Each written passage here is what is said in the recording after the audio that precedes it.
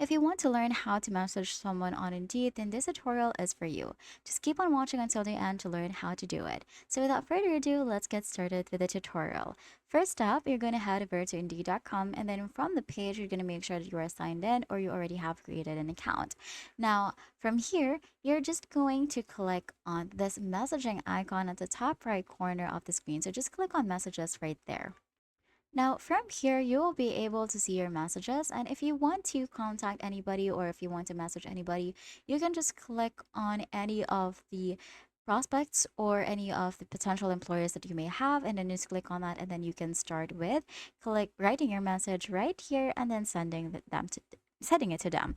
Now, if you want to add an attachment, you can just click on this paperclip icon right here and then add your files or attachments. And then you're just going to have to hit on send for you to send the message.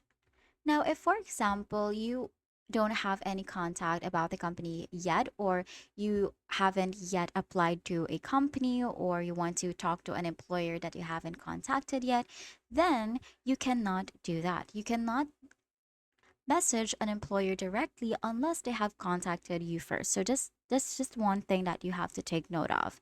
Now, when is it appropriate to message an employer on Indeed?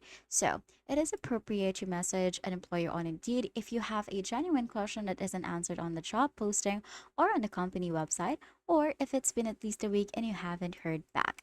And that's it. Like I said, all of the tips right here are only applicable to the people who are already contacted for a job and those that are already talking with a client. So if an employer hasn't contacted you yet, you cannot message them directly. And that's it. That is how you're going to message on Indeed. If this video helped you, please don't forget to like the video and subscribe to the channel for more videos like this.